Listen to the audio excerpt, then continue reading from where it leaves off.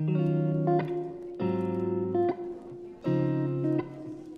am a guy that speaks publicly about jealousy and possessiveness in relationships, in dating, and thus I'm often approached by people who ask me, okay, I'm struggling with jealousy. How on earth do I build trust with my partner? How can I let myself trust anyone in my relationship? This has been a challenge of mine in my life, and thus I feel like I have some wisdom to hopefully offer. So in today's video, I'm going to talk about how to build trust in long-term relationships.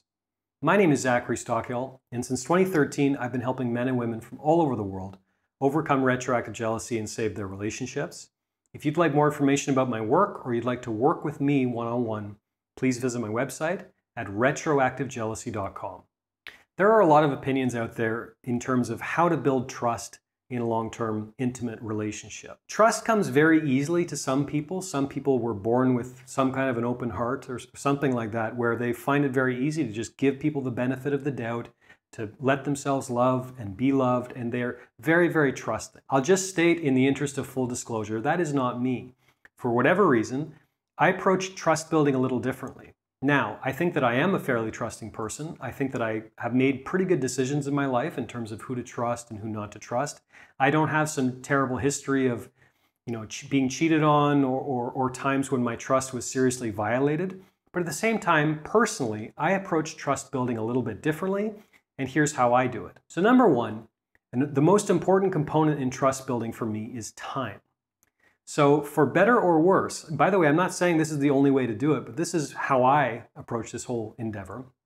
For better or worse, my trust of someone increases over time the more data and evidence I receive that I can trust this person. As an example, my current girlfriend, we've been together about 3 years. I met her, she's wonderful. I trusted her, to a large extent, very, very early on. But I'll tell you, I trust her more now than I did a year, 2 years, and certainly 3 years ago. It's something that has built over time because I've got way more data, I've got way more evidence that I can trust her. So the most important component in that for me is time. As I often say, giving people enough time to show you who they are. Because if you give someone enough time, eventually they will have no other choice, no other option but to show you who they truly are. At the same time, the way that I look at building trust, for me, it's mostly about looking for patterns rather than perfection. This is something I say all the time. Rather than looking for perfection in someone else, which does not exist in the human race, you're not going to find perfection. People will have moments of maybe even betraying your trust, even just slightly in subtle ways sometimes. People will make mistakes the same way we all do. People will have moments where they're not exactly showing their best selves. But what I'm far more interested in over time is the overall patterns that make this person who they are.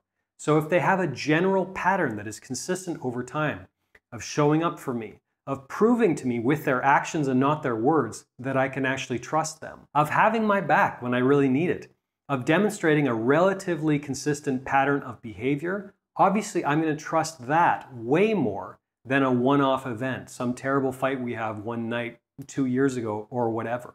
I'm going to judge them to the extent that I'm judging them based on their patterns rather than looking for some unattainable standard of perfection. You can trust someone's patterns a lot more than you can trust, these one-off events that might constitute imperfections. When you're building trust with someone, I also think it's important to consult your other, shall we say, circle of trust.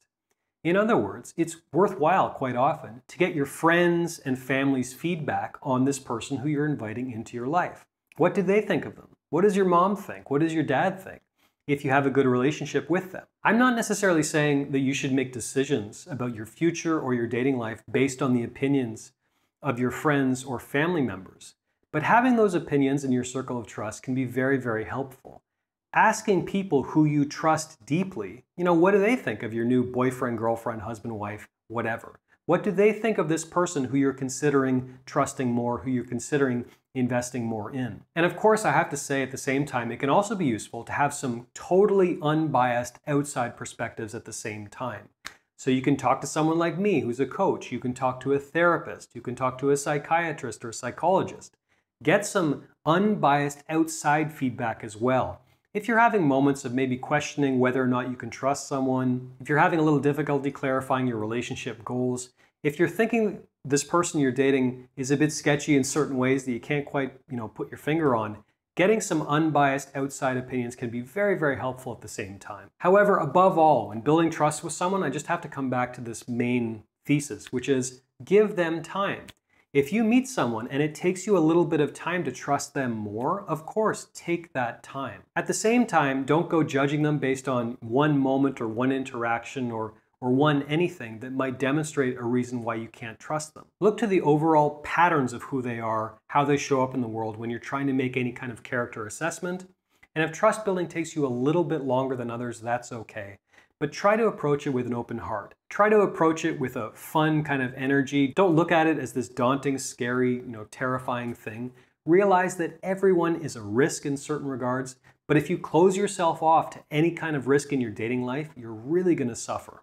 Thanks for listening. Thanks for watching. If you got anything out of this video today, please take a moment to let me know by clicking the like button below.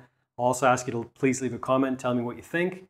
While you're at it, please be sure you are subscribed to my channel to be notified of new videos moving forward. Thanks again, and I will talk to you again soon.